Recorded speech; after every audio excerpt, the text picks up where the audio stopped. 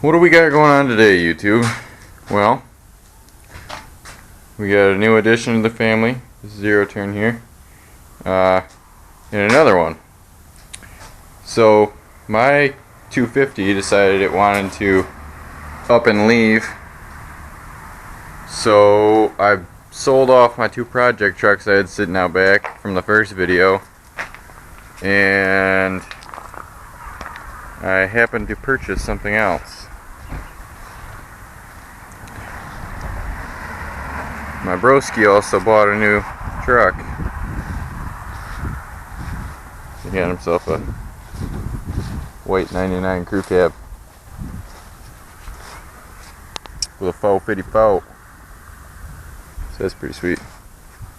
Speaking of him, wave. That's my goofy brother. So anyway, yeah, the 250 left. Sold that to one of my dad's friends who works on those bikes. It's Zach's old truck, my brother. And I got some guy called me up. I had a 69 Chevy, and he was like, hey, I might have a trade I want to do. So I traded the truck and some cash, and I got myself a Kawasaki. Now, it had these really hideous graphics, and if I can add a picture in of it, I will. It had some pretty hideous graphics, and it was all messy. There was no oil in it, and it still leaks a little bit. I need a new clutch cable because that snapped yesterday while I was riding, but it was leaking some oil right there. But all in all, the bike's really clean. Like this plastic here, if I can get the glare to go away, it's like brand new. So when I pulled the graphics off, it looked good. This is either, I don't know if it's faded or just a completely different fender, but it doesn't look right, so that might change up here in the near future. And the rims look pretty good.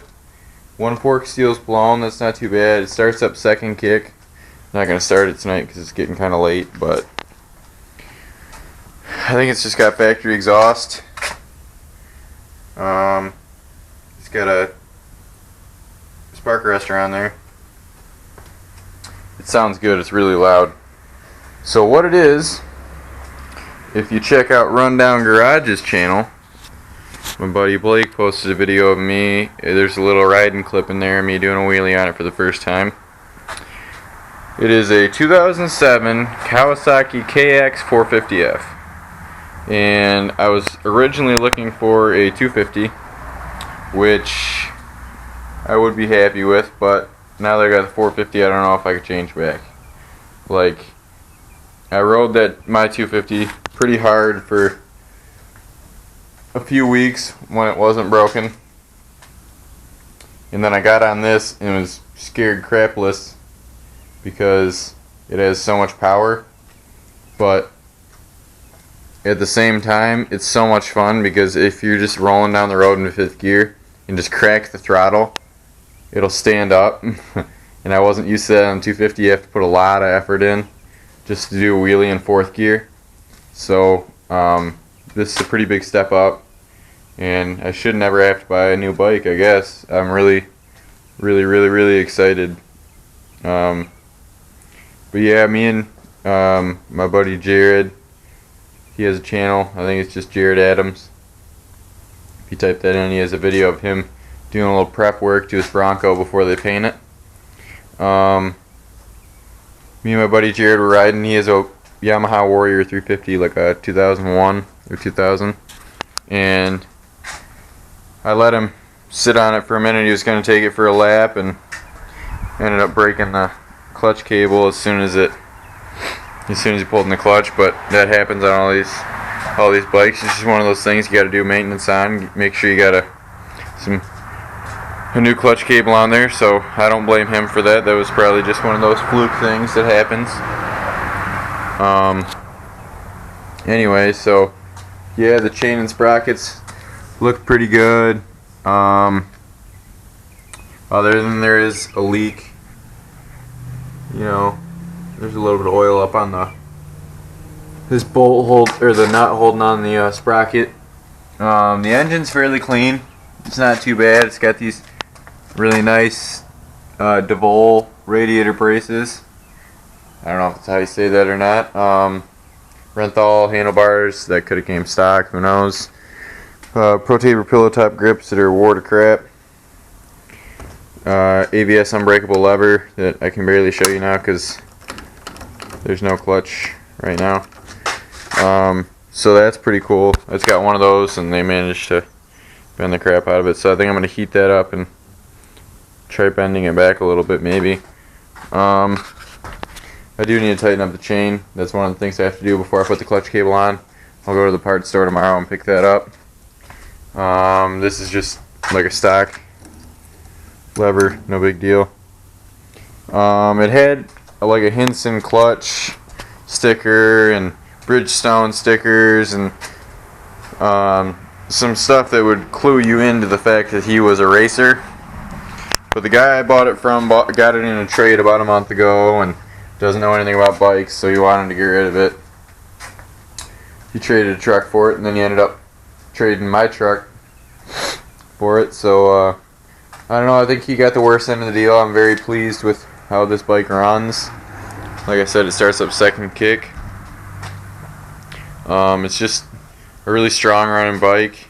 I put oil in it, did an oil change, did a filter change, changed the air filter, and it just runs super good. So hopefully there's going to be some cool videos of me riding. Yeah, I just gotta keep up on the maintenance and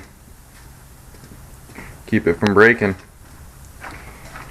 So once I get the clutch cable in tomorrow, I think I'm just going to do that, and then maybe tomorrow evening I'll take it out for a rip and get the helmet cam going. I took a bunch of videos when I went up to St. Helen about 3 weeks ago, maybe 3 weekends ago. Took a bunch of videos of me riding the 200 up there in the sand, but I had my crappy homemade helmet cam mount that I have used in all my other videos, so it really messed me up because it just jiggled around a bunch. So I can't even use that footage really, and it's really kind of bumming me out because I went through some sweet single trackers. My cousin said he's got a new tire for me, because this one, I mean, it's got decent tread, don't get me wrong. It's just one of them Dunlop MX62, I think it's the series. So yeah, just a few little minor things here and there. Check all the cables, just because I had the clutch cable snap, you know, I kind of got to be worried about that with older bikes. The hours are, I think the guy said, who he bought it from, said it was about 100 hours on it. So, I mean, well, if it was maintained well, you can't even be mad about 100 hours. Just gotta take the good with the bad. It runs really strong, so it's second kick, so it doesn't have any valve issues. I mean, you just never know. But yeah, clutch cable. Get a new front fender, because this one's kind of discolored. I don't know, I might keep it. Gives it a little unique flair. Maybe do green number plates and then make the back fender black or something. I don't know. You never know. Just might do something with the seat. Maybe get a new seat cover, because this is kind of ripped. But try just to get it, you know, as nice as possible. I ended up paying way under what this bike probably should have gone for. And the fact that it was super, super, super muddy when I got it. Muddy, gross, had disgusting graphics on it. And I mean, just little things that just didn't make it worth a whole lot. And that guy had no use for it. He said he maybe rode it an hour. So I mean, it was kind of better for both of us. He said he's been looking for one of these trucks for a long time, and I had been looking for a bike for a little while. So the fact that we got to, you know, kind of swap stuff here and get something else that we have more use for, I guess it just worked out the way it should. God was kind of watching me on that, because I've been patient with selling my trucks, and I had them up on Craigslist for about maybe 2 weeks, you know, and that's kind of pushing it for me, because I'm a pretty skittish guy. I like going and doing things, so I want it now when I want something. I mean, not everybody's like that, but I'm not a patient person. So anyway, yeah, apologize for the long video. I just figured I'd do a little quick update. It didn't turn out to be so quick, but new bike, 07 KX450F. Check out my buddies Blake at Rundown Garage on YouTube and Jared Adams at, if you just type in Jared Adams, he has one video up right now, I'm sure. So yeah, check out the videos. Hopefully getting some more up of me riding, me, Blake, Jared, all of us riding. Some other guys, Dustin and Titus, you know. You'll meet them in future videos hopefully, and yeah, we'll just see where everything goes. Alright, thanks for watching. Rate, comment, subscribe.